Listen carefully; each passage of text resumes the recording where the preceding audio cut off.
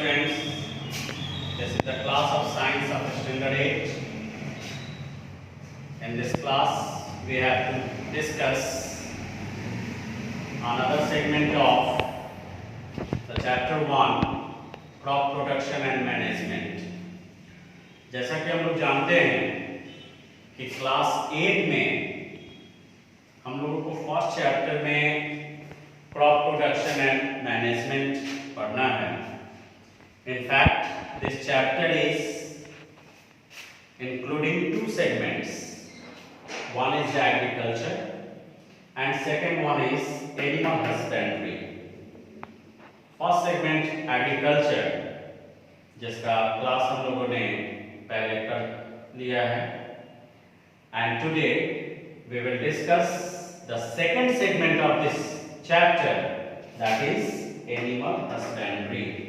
In fact, this term is also related the production of food, because under this practice we domesticate or rearing those animals only from which we get the different food items or different foods.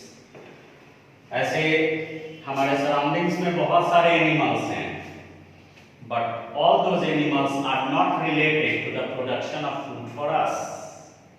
तो वो सारे animals जिनसे हमें food मिल सकता हो, like milk है, egg है, meet है, ये सब कुछ ऐसे फूड आइटम्स हैं which are not grown on plants. All this food are obtained from the various animals. So the rearing and caring of those animals is included under this topic, animal husbandry. हम लोग इस chapter के जो second section में animal husbandry के बारे में पढ़ेंगे, इसमें rearing and caring of animals for the purpose of getting food, this is the practice said to be animal husbandry. यानी फूड के animal husbandry has different sectors. mainly यहाँ पे 4 sectors mention किए गए हैं which are related to animal husbandry: dairying, poultry farming, pisciculture and apiculture. All these sectors are included under the production of food. इन सारे sectors में कुछ certain animals का rearing होता है, जिसके point of view से we get the different foods. Dairying, in fact, the rearing of those animals from which we get milk, and actually those animals are said to be milching animals. Milching animals are those animals which produce milk, यानी milk producing animals are called milching animals. तो generally cows and buffaloes का rearing करते हैं, उसका caring करते हैं, उसके feeding से related, उसके hygienic point of view से, जिससे कि हमें एज ए फूड मिल्क मिल पाता है. ये एनिमल हस्बेंड्री का डेयरी सेक्शन है, और इसमें एक टर्म है यहाँ पे लैक्टेशन पीरियड. इनफैक्ट जो मिल्क प्रोडक्शन के लिए एनिमल्स का रियरिंग करते हैं, वो एनिमल्स से मिल्क जो ऑब्टेन किया जाता है, एक सर्टेन ड्यूरेशन जिसमें मिल्क का प्रोडक्शन बंद हो जाता है, उस पॉइंट ऑफ व्यू से इस टर्म को जानना जरूरी है कि what does it mean lactation period. Lactation period का क्या मतलब है? कहा गया period of milk producing between the birth of a young one and the next pregnancy of that animal. एक एनिमल जिनको milk producing point of view से rare किए जा रहे हैं, वो मिल्क जो भी उनका प्रोडक्शन होता है, प्रेगनेंसी पीरियड के दौरान वो मिल्क प्रोड्यूस करना बंद कर देते हैं, उनका मिल्क प्रोडक्शन हम लोगों को नहीं मिल पाता है, मिल्क उनसे हम लोग ऑब्टेन नहीं कर सकते हैं। तो इस केस में ऐसा देख रहे हैं कि प्रेगनेंसी, अगर उनका वो स्टेज जिस समय वो प्रेग्नेंट होते हैं वो एनिमल्स, तो till the birth of young ones, pregnancy period जो उनका है, प्रेग्नेंट होने से यंग वंस के प्रोडक्शन होने का जो पीरियड है, that is called lactation period. और उस पीरियड में मिल्क का प्रोडक्शन फूड के पॉइंट ऑफ व्यू से बंद हो जाता है। तो वो जो पीरियड जिस समय मिल्क प्रोड्यूस होते हैं between the birth of the young ones, यानी प्रेगनेंसी के बाद का जो स्टेज है, जस्ट यंग वंस का बर्थ हो गया, उसके बाद अगला जब तक उसका नेक्स्ट प्रेगनेंसी पीरियड स्टार्ट नहीं होता है तब तक हम लोग मिल्क का प्रोडक्शन ले सकते हैं। उस एनिमल्स का वो पीरियड लैक्टेशन पीरियड कहा जाता है।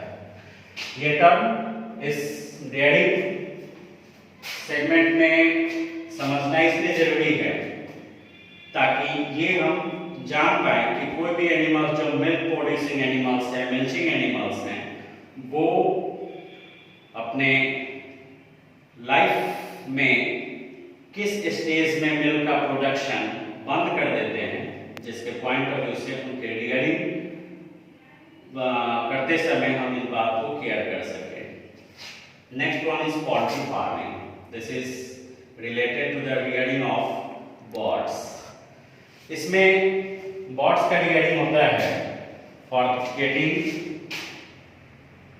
एग्स एंड मीट, दो food item obtaining point of view से जो भी बर्ड्स का रियरिंग किया जाता है जिससे हम लोगों को मीट एंड एग मिल पाए, for the production of meat and egg, the rearing and breeding of birds is called poultry farming.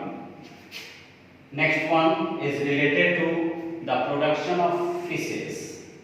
In fact, pisciculture is the production of fish on large scale in fish nurseries.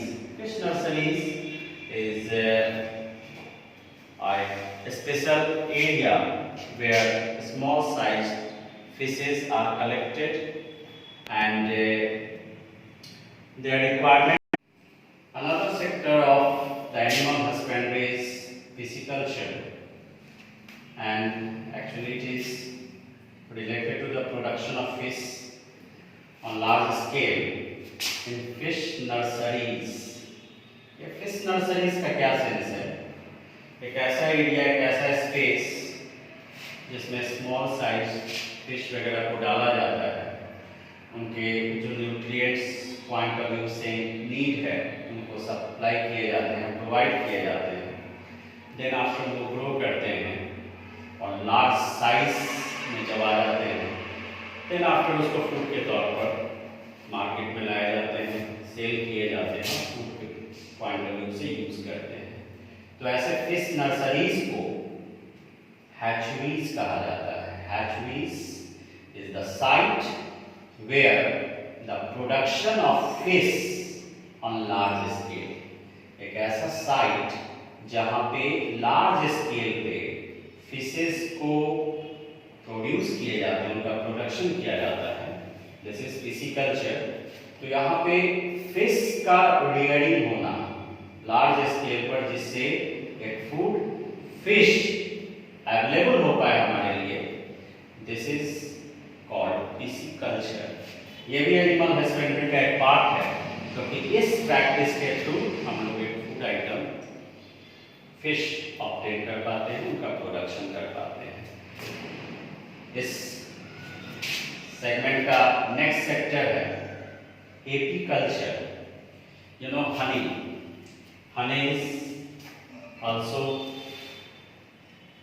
Considered as food, medicinal food के तौर पे इसको consider करते हैं, because honey can be used for medicine point of view, और directly इनको food के तौर पर यूज भी किया जा सकता है। तो हनी ना तो फैक्ट्रीज में प्रोड्यूस होते हैं, ना ही किसी प्लांट से इसको ऑब्टेन कर सकते हैं। Honey bee is the source of honey.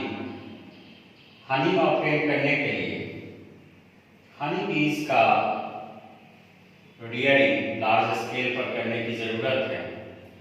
तो वैसे साइट जहाँ पे फ्लावरिंग प्लांट्स, फ्रूट्स वगैरह के जो ट्रीज हैं वो सफिशिएंटली अवेलेबल हो, वैसे साइट पे लार्ज स्केल पर हनी बीज का रियरिंग करना, जिससे ये हनी बीज उन प्लांट्स में जो फ्लावर्स हैं, जो फ्रूट्स हैं, उनसे कुछ जूसेस वगैरह कलेक्ट करें। That juices are said to be nectars. तो जनरली हनी बीज उन प्लांट्स के फ्लावर्स से, फ्रूट्स से नेक्टर्स कलेक्ट करते हैं, और ये हनी बीज थोड़ा टेक्निकल होते हैं और अपने टेक्निक के थ्रू उन नेक्टर्स को हनी में कन्वर्ट करते हैं, जिसका यूज हम लोग फूड के पॉइंट ऑफ व्यू से करते हैं।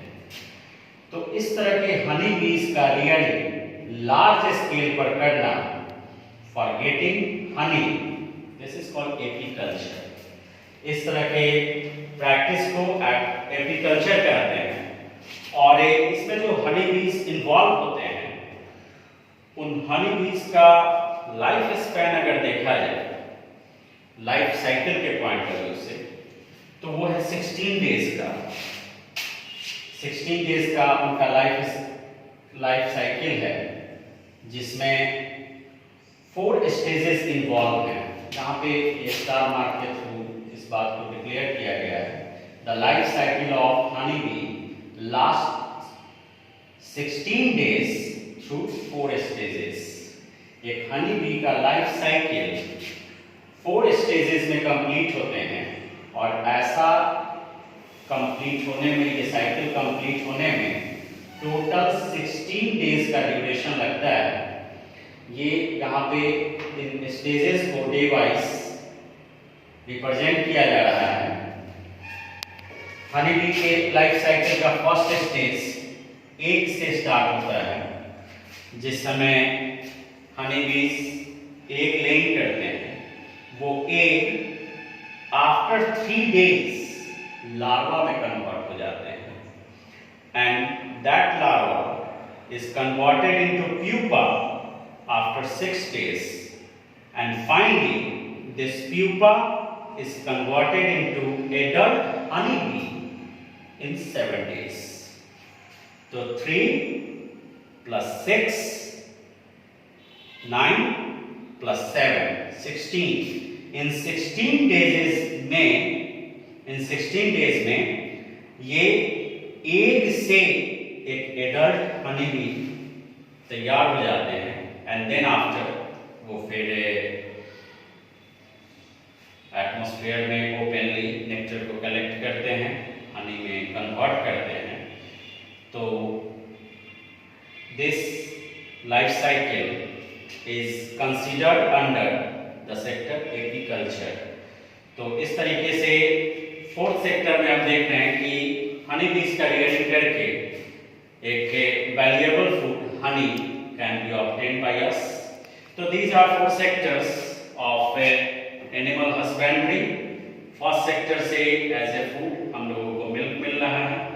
सेकेंड सेक्टर से मीट एंड एग का प्रोडक्शन हो पाता है by rearing birds. In third sector we get fish under the process of pisciculture, and lastly under apiculture we get honey as a food.